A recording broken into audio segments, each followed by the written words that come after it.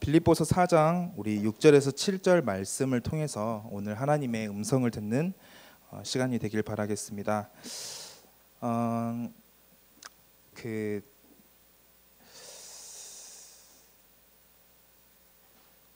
쥐공원이라는 이야기를 혹시 들어보신 적 있으신지 모르겠는데 어떤 박사가 실험을 했어요. 근데 그 실험에서 쥐에게 계속 마약이 담긴 그 물을 계속 먹게 한 거예요. 어느 정도 기간 동안 했냐면은 57일 동안 그렇게 계속 마약이 담긴 물을 먹게 했는데 쥐가 어떻게 됐게요? 당연히 중독이 됐죠, 마약이. 그래서 이제 아무리 맛있는 음식을 옆에다 갖다 놔도 이 쥐가 마약이 담긴 물만 먹는 거예요. 그래서 또 하나 실험을 해봤는데 이 쥐에게 마약이 담긴 물을 먹을 때마다 전기 충격을 가했어요. 그런데 신기하게도 어떻게 됐을까요? 그럼에도 계속 마약이 담긴 물을 이렇게 먹게 된 거예요. 그래서 많은 학자들이 이렇게 결론을 내렸어요. 중독이라는 거는 어떤 사람의 어떤 화학적인 어떤 반응의 자연스러움으로써 생물학적으로 접근을 해야 된다. 그래서 강제적으로 약물을 통해서 치료를 한다거나 아니면은 하지 못하게 한다거나 그런 식으로 조금 접근을 해야 된다라고 많은 사람들이 그렇게 중독에 대해서 진단을 내려왔죠. 근데 최근에 들여서 한 가지 이론이 하나 더 생겼어요. 그게 뭐냐면은 제가 전에도 한번 이야기를 했었는데 어떤 사람은 그게 너무 이상했던 거예요. 아니 왜 당연한 거 아닌가? 아무것도 자신의 미래를 알 수 없는 그 공간에 갇혀서 어둡고 습하고 좁은 그 공간에 갇혀서 자기가 기댈 거라고는 마약에 담긴 물밖에 없는데 그거 중독되는 거 당연한 거 아닌가? 이렇게 생각한 거예요. 그래서 바꿔봤어요. 그러면은 이 쥐가 살기에 가장 최상의 조건을 한번 만들어 보자. 그게 쥐공원, 행복한 공원을 한번 만들어 보자 해서 쥐에게 음식을 마음껏 주고 또 거기에 비축을 해두고 또 그리고 쥐가 좋아하는 기구들 있잖아요. 그런 것들도 설치해 놓고 또 넓은 공간을 만들어 놓고 그렇게 했고 또 중요한 거는 이렇게 암수 쌍을 이뤄서 이렇게 넣어놓고 그리고 이제 마약이 담긴 물을 이렇게 딱 준 거예요. 어떻게 됐을까요? 그럼에도 마약이 담긴 물을 먹었을까요? 아니요, 신기하게도 안 먹었어요. 그때부터 마약이 담긴 물을 이 쥐가 안 먹은 거예요. 그게 가장 신기한 지점인 거예요.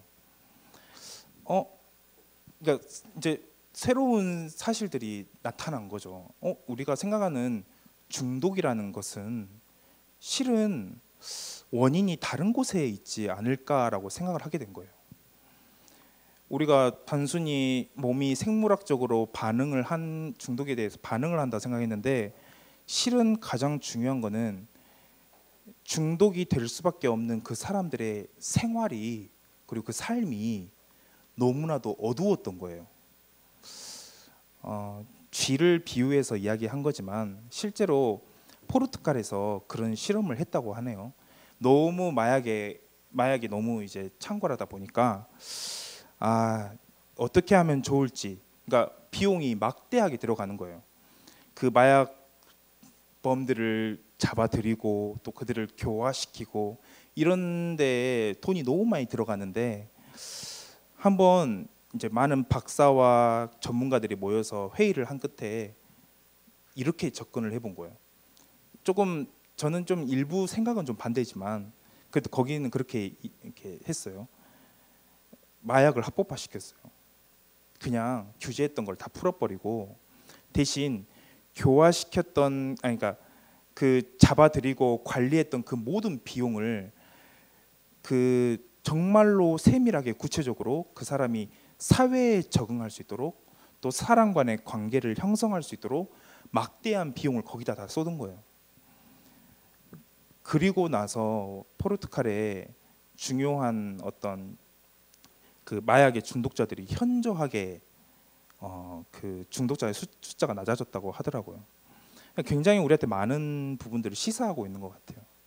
우리가 신앙생활을 여러 가지 이런 모양으로 또 저런 모양으로 설명을 하지만 기도를 많이 하면은 답일까?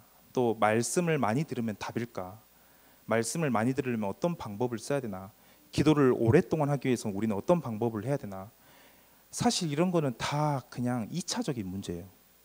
중요한 거는 하나님과 나와의 관계가 친밀한가? 그러니까 제가 예를 들었던 것들이 무슨 말인지 알겠죠? 하나님과 나와의 관계가 어느 정도인지에 따라서 그 모든 것들이 다 결정이 되는 거예요. 일일이 세부적으로 내가 안 되는 것들을 콕 집어서 이렇게 고쳐보세요, 저렇게 고쳐보세요 이야기는 해줄 수 있죠. 저도 어느 삶의 노하우가 있지 않겠습니까? 제 나름대로. 근데 그거는 그렇게 도움이 안 될 수도 있어요. 중요한 거는 여러분들의 마음이고 그 마음에서 하나님과 나와 어떤 관계에 있는지가 실은 가장 그 근본적인 어떤 원인이 될 수도 있다라는 거예요. 그래서 여러분들이 오늘 조금 말씀을 들으면서 몇 가지 짧은 시간이지만 함께 좀 중요한 영적인 원리들을 발견하는 시간이 됐으면 좋겠습니다. 이렇듯 사람들은 너무 잘못된 생각을 가지고 살고 있는 것 같아요. 예를 들어 우리는 너무 잘못된 전제를 가지고 살고 있어요. 서론적으로 이야기 드릴 거는 저희는 어떤 것을 이렇게 판단하고 선택할 때 있잖아요. 근데 그때마다 우리는 꼭 오늘 담임 목사님이 대지 1번에서 얘기했던 것처럼 마치 내 주인이 하나님이 아닌 것처럼 선택할 때가 너무 많은 거예요. 내가 주인인 것처럼. 내가 주인이다 보니까 다수의 의견이 너무 중요해져 버리고 내가 주인이다 보니까 내게 현실적으로 강렬하게 다가온 그게 진리인 것처럼 생각하고 그것들을 선택할 때가 너무 많은 거예요. 또 한 가지는 어떤 전제를 가지고 우리가 어떤 걸 선택하냐면요. 마치 하나님이 나를 인도하지 않는 것처럼 생각하고 선택할 때가 너무나도 많아요. 선하신 하나님께서 지금도 나를 만들어가고 있지 않다는 전제를 가지고 우리는 쉽게 선택을 한다는 것이죠. 그리고 또 한 가지는 어떤 전제로 우리는 선택하냐면은 마치 하나님이 나를 사랑하고 있지 않다고 생각하는 거예요. 그렇지 않습니까? 여러분들 무엇인가 선택하고 어떤 것을 하고자 할 때 여러분들이 이 세 가지를 고려해 보셨어요? 저도 그 부분에 대해서 너무 부끄러워요. 근데 여러분들이 이 잘못된 전제에서 벗어나서 오늘 중요한 하나님의 말씀들을 깨달아가는 시간이 됐으면 좋겠어요. 그래서 오늘 전달하고 싶은 말씀은 좀 짧게 요약해 보자면은 우리 대학 시기에 정말로 올바른 전제 위에서 정말 필요한 과정을 거쳐야 된다라는 거예요. 이 과정은 어려움도 포함입니다. 여러분들 삶에 힘든 그것도 포함이에요. 근데 그 속에 더 큰 하나님의 계획이 있다는 것과 지독하게 괴롭히는 나의 그 문제 속에서도 하나님이 훈련을 시키는 그것이 있다라는 것. 오늘 말씀을 통해서 우리가 조금 깨달아가는 시간이 되길 바라겠습니다. 첫 번째입니다. 본론으로 넘어가서 첫 번째로 모든 것이 악화되는 환경 속에서 아무것도 염려하지 말아야 돼요. 너무 쉬운 얘기 아닙니까? 라고 이야기할 수도 있겠는데 바울은 오늘 본문 잠깐 봐볼까요? 빌립보서 4장 4절에 보면은 주 안에서 항상 기뻐하라. 내가 다시 말하노니 기뻐하라. 바울은 로마의 감옥에 갇혀 있는 그 상황에서 오히려 누구보다 더 당당하게 이야기하고 있어요. 주 안에서 항상 기뻐하라. 내가 다시 말하노니 기뻐하라. 항상 기뻐할 수 있는 이유. 배부르면 기쁘고 배고프면 슬프고, 우리 그러잖아요, 삶이.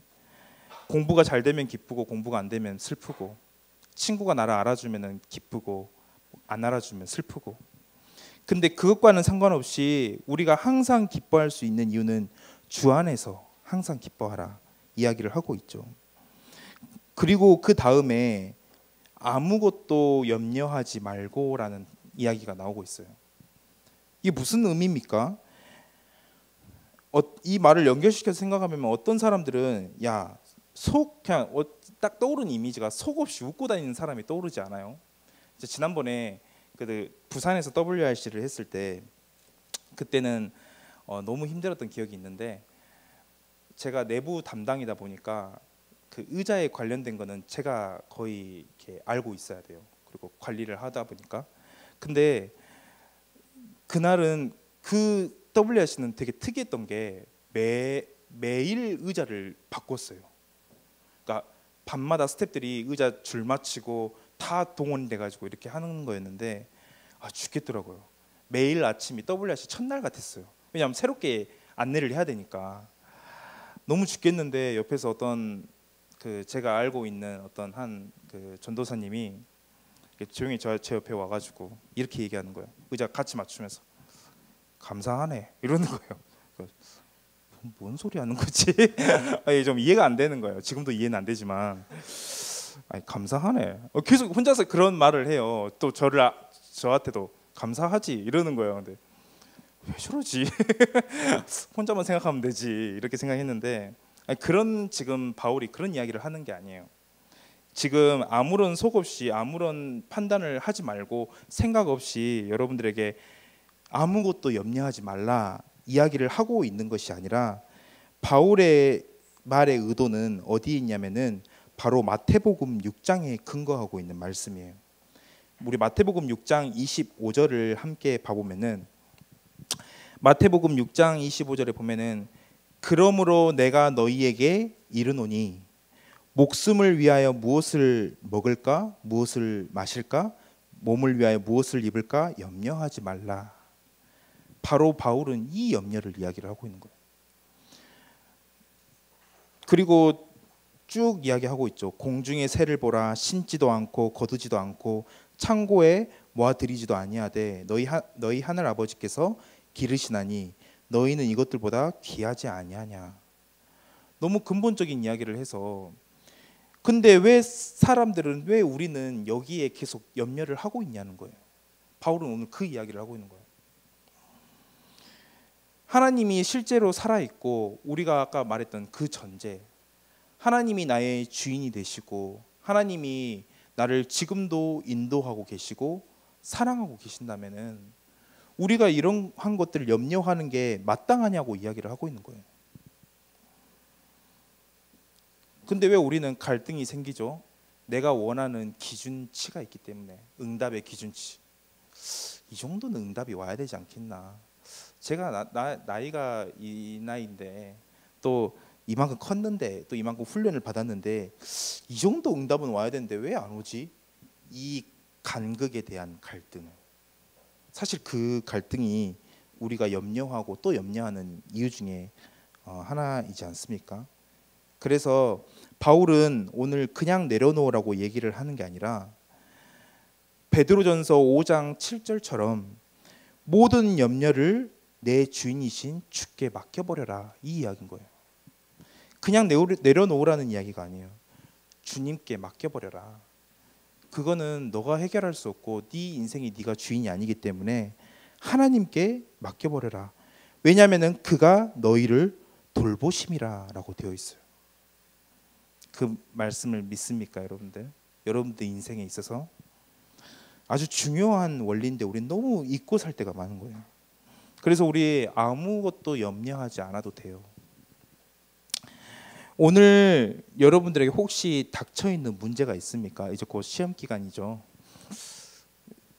여러분들의 평상시에 그 규모로서 관리해 오던 것들이 여실히 드러나는 기간이기도 하지만은, 그것 말고도 여러분들 수많은 갈등들 있을 수 있잖아요. 또 생각들, 또 중요한 응답을 앞두고 있는 친구들도 있고 또 중요한 곳을 이제 가야 되는 친구들도 있죠. 근데 지금 여러분들이 생각하는 그 모든 문제가 여러분들에게는 필요한 것이라는 거예요. 필요한 것, 꼭 경험해야 될 것, 최고의 과정이었다는 거예요. 여러분들이 그거를 아셔야 돼요. 염려할 필요가 없죠. 그래서 꼭 필요한 이 과정 속에서 여러분들이 뭘 해나가야 되냐면은 염려를 하지 않는 훈련들을 해나가야 돼요.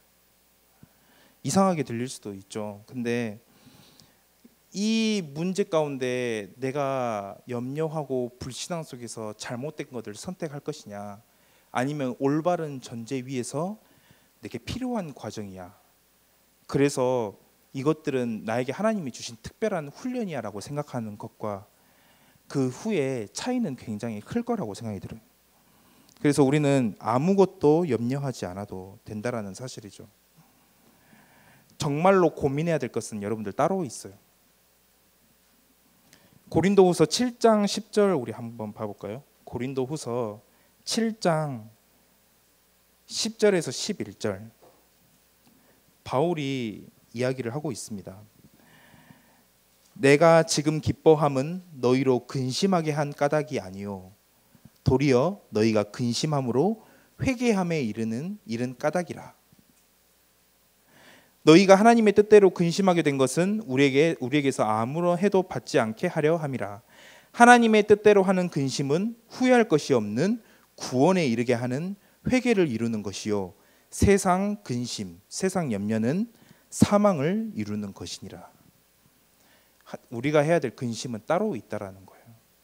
하나님이 뜻대로 하는 그 근심, 하나님이 기뻐하는 것을 하는 그 근심. 그 예전에도 이야기했지만 그때 학교 휴학할 때 우리 원로 목사님께 찾아간 것도 아니에요. 뭐 대단한데 찾아간 게 아니라 그냥 자리에 앉아 계시길래 제가 가서 목사님 저 휴학합니다. 그렇게 말씀을 드렸더니 목사님이 그냥 휴학하면 이런 것들을 해라고 얘기하실 줄 알았는데 그런 게 아니라 하나님이 기뻐하는 것 해 이러는 거예요. 근데 그 말이 저는 하나님 음성으로 들렸어요. 뭔가 저한테는 굉장히 중요한 어떤 기준이 돼버렸던 것 같아요.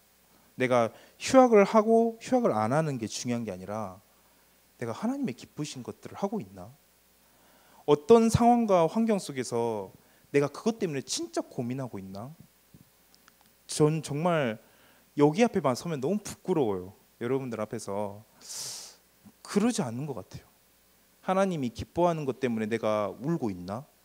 하나님이 기뻐하는 것들을 내가 못해서 막 억울해가지고 내가 다시는 이런 삶들을 살지 않겠노라 계속 각오를 하고 있나? 그러지 못하고 있거든요.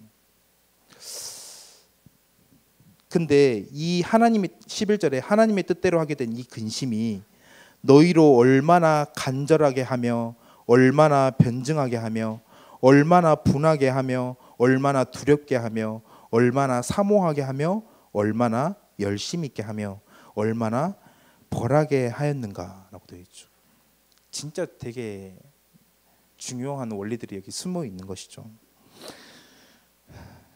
그래서 여러분들 염려하지 말아야 될 이유가 바로 여기에 있습니다.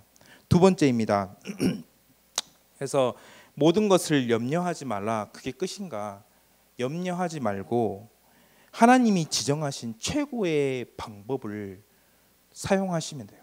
그게 뭐냐면은 모든 일에 기도와 간구로 너희 구할 것을 감사함으로 하나님께 아뢰는 것. 최고의 방법이에요. 여러분들이 만약 이 바른 전제를 가지고 있다면은 무엇을 알 수가 있냐면은 하나님이 나의 주인이 되시고 하나님이 나를 지금도 인도하고 계시고 하나님이 지금도 나를 사랑하고 계시고 이 바른 전제를 가지고 있다면은 반드시 여러분들이 하게 되는 것들이 뭐냐면은 바로 기도만이 최고의 방법이라는 걸 알게 돼요. 기도만이 진짜 최고의 방법이구나. 나를 진짜로 바꿀 수 있는 거는 기도밖에 없구나라는 걸 알게 되는 거예요. 우리는 기도로 풀어가도록 재창조되었고요. 그리고 기도 속에서 최고의 행복을 누리도록 우리는 다시 태어나 버렸기 때문이에요. 본문은 지금 다른 말을 하고 있지 않죠. 어떠한 환경 속에서도 염려하지 말고 오직 기도와 간구를 할 수 있는 사람이면은 다 끝이 난다라고 이야기를 하고 있어요. 여기서 여러분들 진짜 최고의 행복 찾아야 돼요. 기도 속에서. 그런 은혜가 있기를 바라겠습니다. 그래서 여러분들 필연적으로 꼭 여러분들 가져야 될 게, 그래서 어떠한 환경과 문제 가운데 염려하지 않고 기도 속으로 들어갈 수 있는 나만의 기도의 방법이 있냐는 거예요. 여러분들 가지고 있습니까? 매번 말씀은 듣는데 언젠간 생기겠지, 언젠가는 가져지겠지. 천만의 말씀이에요. 여러분들 멈춰있는 물을 흘러있는 물이 흘러가는 건 쉬운데 멈춰있는 물을 흘러가게 하려면 굉장히 많은 동력이 필요해요. 여러분들만의 기도의 방법들을 갖는다는 건 조금 연구가 필요해요. 여러분들에 대해서, 여러분 자신에 대해서 좀 알아야 되고, 여러분들이 기질도 좀 생각을 해봐야 돼요.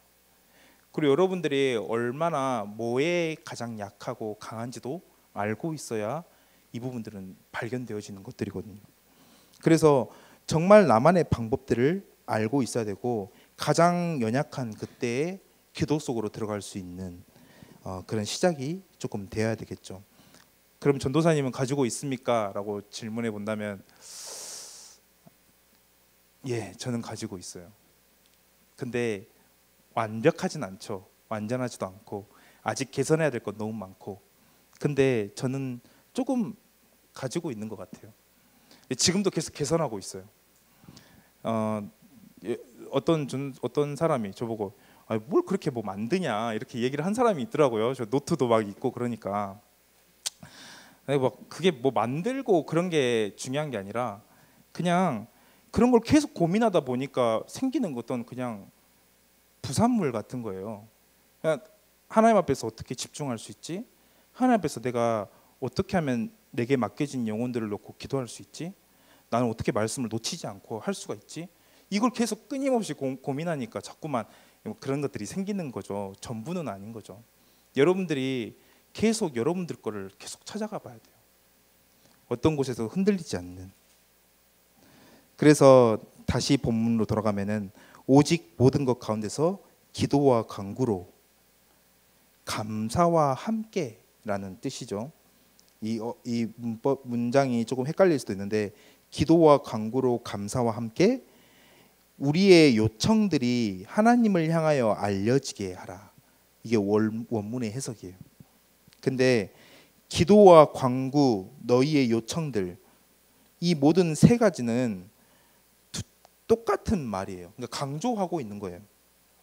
이 세 가지는, 그러니까 아뢰라라는 끝에 이 이야기는 지속적으로 하나님께 알려지게 하라는 뜻이 있어요. 단회적인 게 아니에요.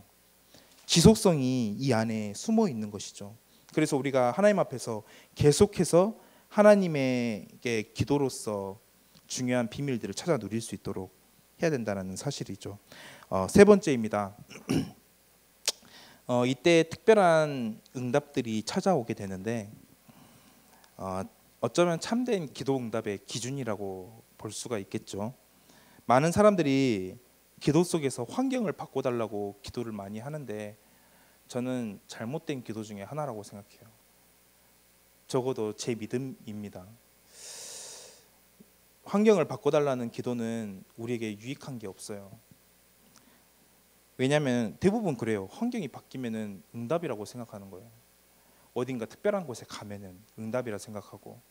근데 저는 여러분들의 지금 있는 가정, 지금 있는 학교 현장, 지금 나에게 처해지는 상황, 그게 바뀌면 안 된다라는 주의예요. 왜냐하면 그게 하나님이 허락하셨기 때문에. 그 환경을 바꿔달라고 기도하는 것처럼 저는 조금 어리석게 보이는 기도가 없어요.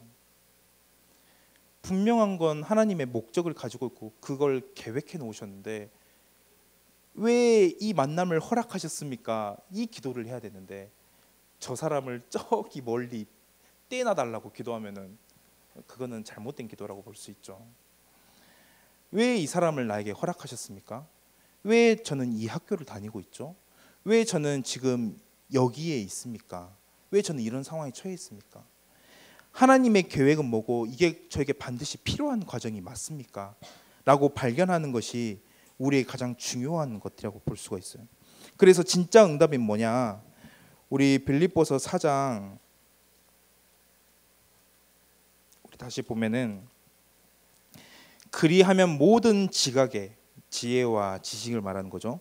모든 지각에 뛰어난 하나님의 평강이 진짜 응답이 뭔지 압니까? 마음과 생각을 지키시는 건 그 이유예요. 진짜 응답은 하나님의 평강이 내게 임하는 것이에요. 모든 염려를 벗어버리고 주께 맡기고 그리고 모든 것을 기도와 간구로 하나님께 아뢰면은 주시는 하나님의 응답이 뭐냐면은 하나님의 평강이 그 응답인 거예요. 우리가 우리 생각대로 이 환경을 바라보려면 바라볼 수가 없어요. 하나님 은혜가 필요해요.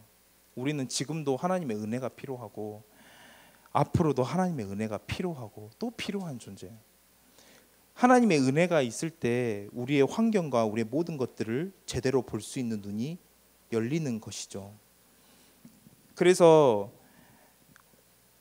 하나님의 평강은 지성이나 이성을 능가하기 때문에 우리가 기도를 통해서 우리의 고집들 있잖아요. 우리의 경험들, 기준들 그런 것들을 다 하나님 앞에 굴복시킬 수 있어야 돼요. 아까도 말했듯이 모든 환경을 하나님께서 주장하셨고 인도하시고 근데 사단은 있잖아요. 이 환경이 너를 이 환경을 가지고 계속 속이고 있는 거예요. 사단의 역할이. 야, 환경 봐라. 네 하나님 자녀인데 이런 환경에 살고 있다. 네 그게 응답이라 생각하냐? 내 생각은 아닌데 너 하나님 잘못 믿고 있는 거 아니야? 아니면 혹은 하나님 살아있지 않은 거 아니야? 나는 그렇게 생각하는데 계속 우리에게 지금 속이고 있는 거예요. 근데 그 환경은 하나님이 우리에게 주신 것들이고 지금 우리에게 꼭 필요한 과정이라는 것을 이야기를 해주고 있는 거죠. 그래서 이것들을 원래의 하나님의 계획대로 볼 수 있는 하나님의 평강이 우리에게 필요해요. 하나님의 은혜가 우리에게 필요해요. 결론 맺겠습니다. 어려운 환경 속에 있는 혹시 친구들이 있다면은 여러분들 오늘 말씀을 조금 깊이 묵상해 봤으면 좋겠어요.